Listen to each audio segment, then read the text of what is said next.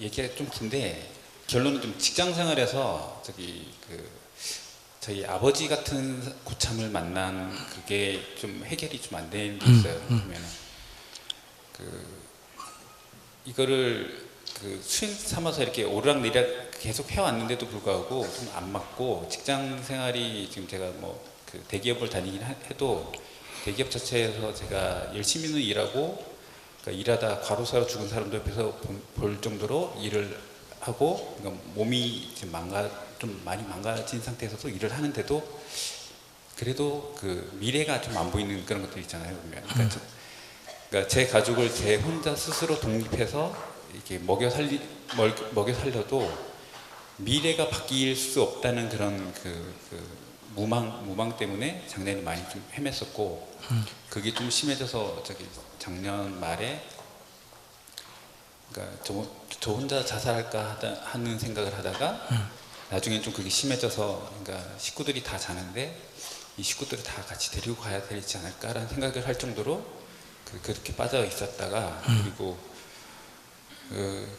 그래도 좀 억울한 거예요. 이렇게 열심히 살았는데도 네. 내가 이렇게 살았던 게 억울해서 출가를 한번 할까 해서 100일 출가를 결심했었고, 근데 깨달음의 장 갔다가 거기서 많이 깨우치고, 그리고 또 일단 또 직장에서 휴직이나 이런 걸 허락을 안 해줘가지고 일단 지금 계속 직장 다니면서 그냥 불 때 다니면서 수행을 하고 있습니다. 근데 수행을 하면서 이렇게 가랑비 쪘듯이 조금씩 바뀌는 거는 어느 순간 이렇게 보게 되는데, 그게 정말 안 되는 부분이, 그러니까 직장 상사 중에 저희 아버지랑 거의 좀 비슷한 폭력적인 성향, 그러니까 언어적, 아버지는 실제 언어 폭력, 육체적인 폭력이 있었던 분이셨고, 지금 고참은 약간 언어적 폭력이 좀 심한 사람이에요.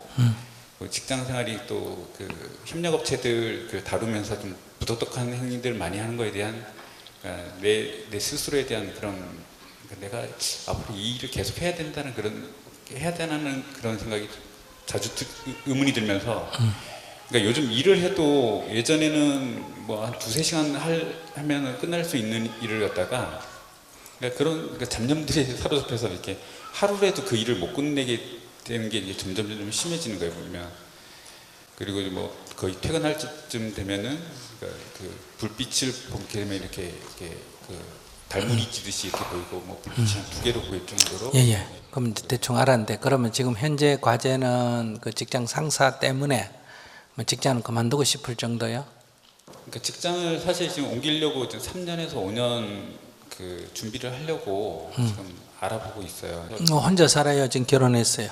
결혼해서 아이 둘 같이 살고 있어요. 아이 둘 같이 살아. 그러면 이 객관적인 상황에서 자기가 스스로 자살을 하려고 하거나, 나 혼자 죽어서 되나, 저 애들은 누가 가지나 해서 다른 애들하고 같이 죽어야 되나, 아까 그런 마음이 들 때도 있다 그랬는데, 그것이 이제 정신질환에 속하는 거예요. 그런 의식이 일어나는 게. 무슨 말인지 아시겠어요? 정신질환에 속하기 때문에 만약에 그런 일을 자기도 모르게 제정신이 아니니까 행하게 된다면 우리 사회적으로 그건 큰 불행이 되거든요.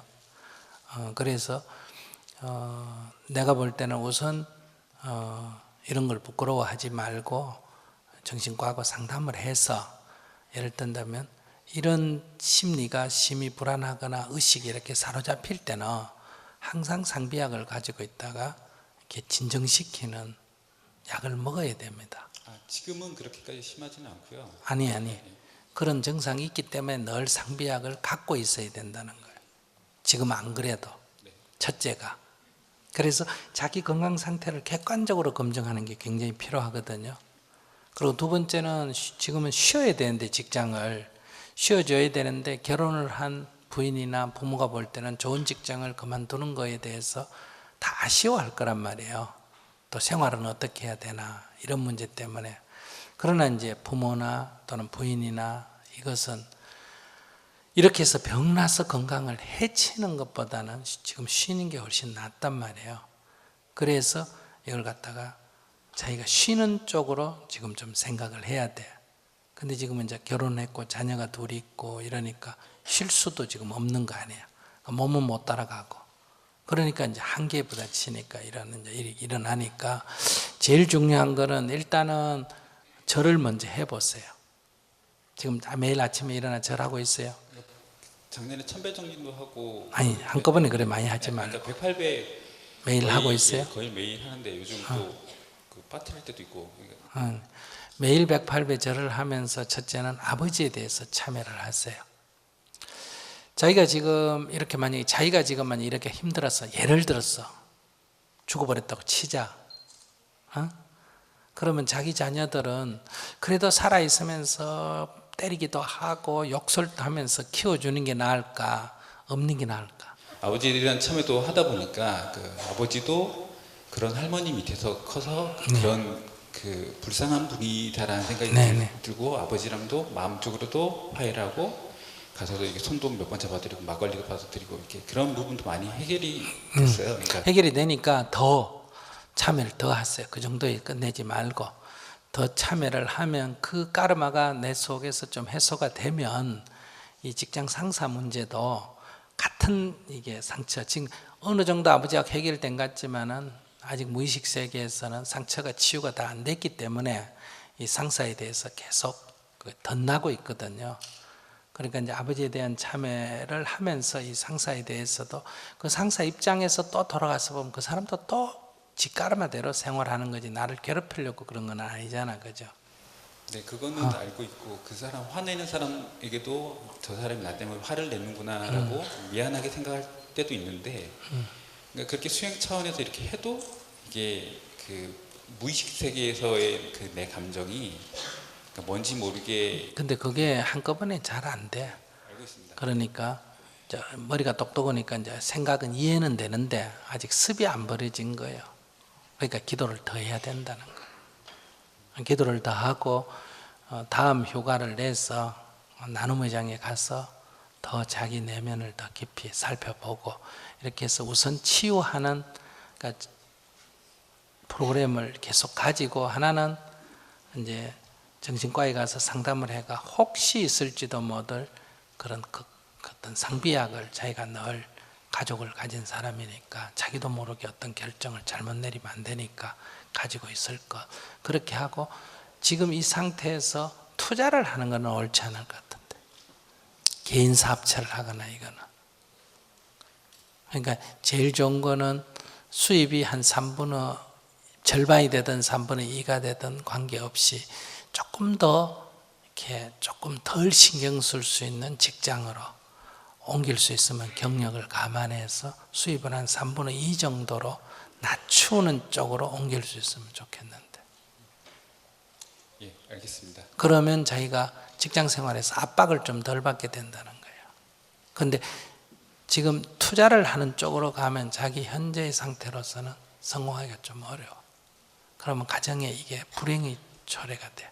수입을 조금 줄이고 조금 건강을 회복하는 게 제일 만약에 가족이나 다 합의가 된다면 한 1년 좀 휴식하고 이렇게 압박에서 좀 벗어나는 게 좋은데 지금 그럴 형편이 안 되면 직장 생활이 조금 가벼운 쪽으로 근데 그게 쉽지는 않죠. 그만두는 건 쉽지만 그러니까 가벼운 쪽으로 이렇게 업무도 조금 적고 자기 재능이 여기처럼 덜 압박받는 그런 쪽으로 옮겨서 조금 가볍게 직장 생활을 할 수 있도록 그렇게 옮기면 정신건강에 조금 도움이 되겠는데. 네, 참고하겠습니다. 네, 기도를 좀 열심히 하셔야 돼요. 잠은 잘 자요, 못 자요? 잠은 그 결혼하고 난 다음에 불면증이 없어지고 잘 잡니다. 어쨌든 잠 잘 딸 때까지는 아직 병이라고는 할 수 없어요. 잠을 못 자기 시작하면 이건 반드시 의사한테 빨리 상담을 해가 치료를 받아야 돼요. 네. 감사합니다.